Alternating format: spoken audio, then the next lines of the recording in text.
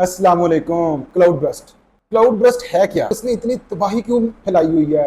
फिर वो इस्लामाबाद का क्लाउड बर्स्ट हो, या फिर बुनेर में आया क्लाउड बर्स्ट हो, या स्वात में क्लाउड बर्स्ट हो, या कराची का बहुत तेज बारिशों का हो जाना हो, ये हो क्यों रहा है? इसके पीछे की क्या वजूहात हैं और इससे पाकिस्तान और इसके एनवायरनमेंट को क्या नुकसान हो रहा है? आइए डिटेल से समझते हैं इस टॉपिक को। आपने हमारा चैनल सब्सक्राइब नहीं किया तो इसको अभी सब्सक्राइब कर लें, क्योंकि हमारी तकरीबन 70 से 80% जो ऑडियंस है जो वॉच कर, ये ज्यादातर नॉन फॉलोअर्स होते हैं। तो आप काइंडली चैनल को यहाँ पे नीचे दिए गए बटन पे क्लिक करके जरूर सब्सक्राइब कर लें और बेल आइकन का बटन भी दबा दें। शुक्रिया।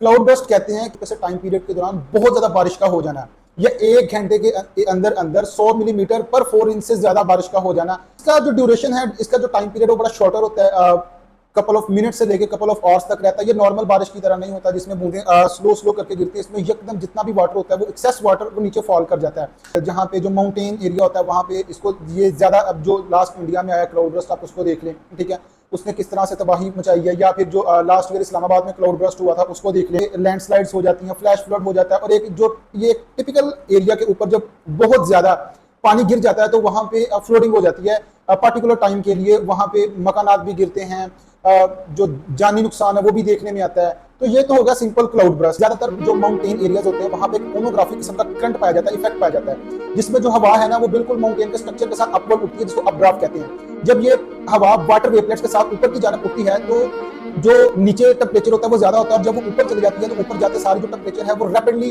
कूल हो जाता है, कंडेंस हो जाता है, जिससे जो वाटर वेपर्स होते हैं वो रैपिडली एक ड्रॉपलेट की फॉर्म में कन्वर्ट हो जाते हैं। जब ये ड्रॉपलेट की फॉर्म में कन्वर्ट हो जाते हैं, ये नॉर्मल रेन की तरह फिर नीचे नहीं आते, ये ऊपर कंडेंस हो। नॉर्मल रेन में तो छोटे छोटे ड्रॉपलेट्स नीचे आते हैं, इस तरह नहीं होता, ये ऊपर कंडेंस होते रहते हैं। कंडेंस हो जब ये जम जाते हैं ना तो फिर ये क्लाउड के लिए इम्पॉसिबल हो जाता है कि जो हैवी ड्रॉपलेट्स हैं उनको कंटेन करे, और जो उसके नतीजे में और मजीद जो अपड्राफ्ट फोर्स एयर की जो नीचे से इन एरियाज में लग रही होती है क्लाउड को, जो मजीद उसको कंडेंस भी कर रही है, जो उसमें मजीद जो वाटर ड्रॉपलेट्स हैं उनके वेट को और ज्यादा बढ़ा रही है। इसके नतीजे में जो अपना क्लाउड है वो ब्रस्ट हो जाता है एक स्पेसिफिक प्लेस के ऊपर, एक स्पेसिफिक टाइम पीरियड के लिए, लाइक शॉर्टर टाइम पीरियड के लिए, जिसमें बहुत ज्यादा रेनफॉल देखने को मिलता है, लैंडस्लाइड्स होती हैं, फ्लैश फ्लड्स होते हैं, मकानात गिर जाते हैं, तबाही होती है। कि ये जो क्लाउड ब्रस्ट है ये पाकिस्तान में या इंडिया में ज्यादा अब पहले इतने नहीं होते थे, ना उनकी इतनी इंटेंसिटी होती थी जितनी कुछ रीसेंट सालों में देखे गए हैं। चाहे वो 2022 के फ्लड्स हैं, रीसेंट 2025 के फ्लड्स हैं, या जितने उनसे तबाही फिर मची है, वो बुनेर डिस्ट्रिक्ट है, स्वात डिस्ट्रिक्ट है, मिंकोरा डिस्ट्रिक्ट है, और वहां पे तकरीबन कोई 700 पाकिस्तानियों की मौत रिपोर्ट हो चुकी है।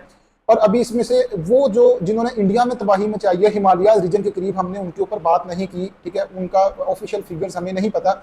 ये तो वो हैं जो हम पाकिस्तानियों की बात कर रहे हैं। अब अगर पाकिस्तान में इसका क्या इम्पैक्ट है, पाकिस्तान, हम तो दूसरों की सजा झेल रहे हैं। पाकिस्तान की जो ग्लोबल कार्बन एमिशन वो जस्ट 1% है। Pakistan is the hub of up to 13,000 glaciers. दुनिया में सबसे ज्यादा जो ग्लेशियर्स हैं वो पाकिस्तान में पाए जाते हैं।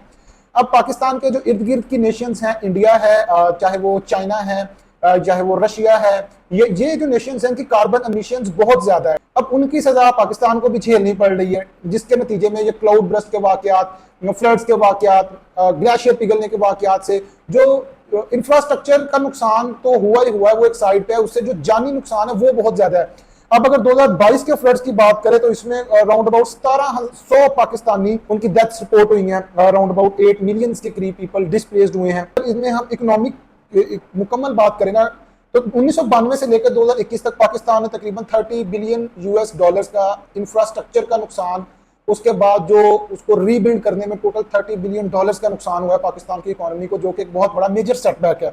फिर उसके बाद 2025 के फ्लैश फ्लड्स की अगर बात की जाए, जो मिड अगस्त में एक वाकया हुआ, 15 लोगों की फैमिली डूब गई, बड़ा दुखी वाकया था, ठीक है। उसके बाद जो अभी कल परसों बुनेर में 100 मिलीमीटर से ज्यादा की बारिश हुई है, उससे ऑलमोस्ट कोई 300-350 लोगों की मौत हुई है। मिंगोरा डिस्ट्रिक्ट में जो लोगों की मौत हुई है, तो ये वाकयात वक्त के साथ साथ बढ़ते ही जा रहे हैं, कम नहीं हो रहे। ये अभी से अच्छा, इसमें जो सबसे ज्यादा एरिया डिस्टर्ब हुआ है या सबसे ज्यादा अफेक्ट हुआ है वो केपीके का एरिया है। इसके ऊपर मैं रिसेंट वीडियो बना चुका हूँ कि इसमें गवर्नमेंट ने कितनी ज्यादा शेमलेस एक्टिविटी की है। उसके बाद कराची में है, जो कराची में बहुत ज्यादा रेन होने की वजह से घर गिरे हैं, लोगों की मौत हुई है, ठीक है। उसके बाद स्वाबी डिस्ट्रिक्ट इन लाइन आ जाता है, जहां पे फ्लड्स इतनी वो स्पीड से फ्लड आया है क्लाउड बर्स्ट होने के वजह से कि लोगों को मौका ही नहीं मिला, इवैक्यूएट होने का भी मौका नहीं मिला। तो ये सारी जो है अर्ली वार्निंग सिस्टम कोई अपना नहीं है, लाइक कोई सेंसर टेक्नोलॉजी नहीं है जिससे वो पहले ही अलर्ट हो सके, लोगों को बताया जा सके, या उससे कोई वेदर सेंस किया जा सके कि उससे अगर कोई फ्लैश फ्लड आने वाला है या कोई फ्लड आने वाला है, कोई क्लाउड बर्स्ट होने वाला है, तो लोगों को पहले वार्न किया जा सके। तो ऐसी गवर्नमेंट ने कोई भी एहतियाती तदाबीर इख्तियार नहीं की, जिसकी वजह से जानी नुकसान बहुत ज्यादा हुआ है। ओवरऑल एम्प्लीफिकेशन देखेंगे पाकिस्तान को क्लाइमेट चेंज की वजह से क्या क्या नुकसान झेलने पड़ रहे हैं। एक तो सबसे पहले मानसून के टेन्योर में आने वाली बारिशों, क्लाउड ब्रस्ट, इन दोनों से होने वाले फ्लड्स, जिससे इंफ्रास्ट्रक्चर का नुकसान होता है, जानी नुकसान होता है। मानसून से अगर पहले बात करें, मई जून के टाइम में जो हीट वेव्स चलती हैं, जैसे सिंध की एक प्रोविंस है, 2024 में 49 डिग्री के अराउंड टेम्परेचर रिकॉर्ड किया गया है। इससे फसलों की तबाही होती है, इससे हीट स्ट्रोक के केसेस में बहुत ज्यादा इजाफा हुआ है। थर्ड नंबर के ऊपर माशाल्लाह से हमने जब फ्लड्स आते हैं तो हमने हमारे पास ना कोई इतना डैम सिस्टम अच्छा नहीं है, हमारे पास इतने ज्यादा डैम्स नहीं है कि हम पानी को स्टोर, पानी आता है, तबाही मचाता है, पानी चला जाता है। तो ये हमारी कुछ कारकर्दगी है, शुरू पहले दिन से ये हमारी प्रायोरिटी है कि हमने पानी को स्टोर नहीं करना। अगर गवर्नमेंट ओवर कोई प्रोजेक्ट लगाती नहीं, अगर लगाती है तो जो प्रोविंस है वो आपस में लड़ना शुरू कर देती है। कालाबाग डैम की एग्जांपल ले लें, ठीक है, उसके सिंध कहता है पंजाब हिस्सा खा गया, पंजाब कहता है सिंध हिस्सा खा गया, केपी के बलोचिस्तान अल्लाह हाफिज है, ठीक है, वो तो मतलब है नहीं है, उनका तो साहब ही आउट हो गया। फिर उसके बाद पाकिस्तान का health system already degradable health system, जैसे लोगों की जिंदगी बहुत ज्यादा मुतासर हुई है, डायरिया के केसेस, रेस्पिरेटरी इन्फेक्शन के cases, vector borne disease like malaria, dengue के केसेस, इनमें बहुत ज्यादा इजाफा हो जाता है। फिर एनवायरमेंटल डिग्रेडेशन और इकोलॉजिकल जो रिस्क हैं, इनमें बहुत ज्यादा इजाफा हो जाता है। वीडियो बनाने का मकसद था कि एक तो लोगों को ये चीज समझाई जाए कि क्लाउड ब्रस्ट क्या है, ठीक है, और ये कैसे बनता है। और अब इसमें लोग तो कुछ नहीं कर सकते क्योंकि हमारी तो कार्बन एमिशन ऑलरेडी ग्लोबली 1% से कम है।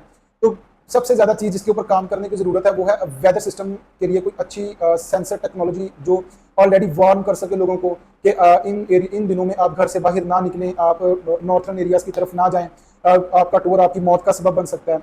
दूसरी चीज ये है कि गवर्नमेंट को चाहिए कि पहले एडवांस स्टेप्स ले इस चीज को कंट्रोल करने के लिए, फ्लड्स को कंट्रोल करने के लिए डैम्स की तरफ आया जाए, डैम्स की तरफ आया जाए, ताकि जब इन दिनों में पानी ज्यादा होता है उस पानी को स्टोर किया जा सके। उस पानी को स्टोर करके जब वो दिन, जब कहत के दिन आते हैं या वो दिन जिसमें हीट वेव बहुत ज्यादा आती है, जब वो दिन जिसमें बारिशें नहीं होती, फसलें खराब हो जाती हैं, तबाह हो जाती हैं, तो उनको टाइमली इरिगेट किया जा सके प्रॉपर वाटर रिसोर्सेज के साथ। तो ये चीज है, इस बात को गवर्नमेंट तक भी पहुंचाया जाए। अगर आपको वीडियो अच्छी लगी है, इस तरह की और मजीद नॉलेज वाली वीडियोस देखना चाहते हैं, आप लाइक नीचे और कमेंट करके बताएं, ताकि हम इस तरह के जितने भी टॉपिक्स हैं उनके ऊपर वीडियो बनाएं। रिसेंट भी एक जो हमने शॉर्ट वीडियो बनाई थी जिसमें हमने गवर्नमेंट को क्रिटिसाइज किया था, इस तरह की वीडियो मजीद बनाएं ताकि गवर्नमेंट तक अपना एक मैसेज पहुंचा सकें कि आप कम से कम लोगों की भलाई के लिए काम करें और टाइमली काम करें, ठीक है। वो नहीं जब तबाही, जब चिड़ियाँ चुग गई खेत, उसके बाद फिर काम करने का कोई फायदा नहीं है। वहाँ पे जानी नुकसान हो गया है, इंफ्रास्ट्रक्चर बर्बाद हो गया है, लोगों की जिंदगियां अजाब बन गई हैं, अब सारी हरकत में आ गई हैं, सारी चीजें हो रही हैं। तो ये चीजें, ये एक्शन टाइमली लिया जाए, पहले लिया जाए, ठीक है। ये नहीं कि जब सब कुछ तबाह हो गया तो उसके बाद आप ये सारा एक्शन ले रहे हैं। तो इस चीज को इंश्योर किया जाए। बाकी आप सबका शुक्रिया इस वीडियो को कंप्लीट देखने के लिए। अल्लाह हाफिज़।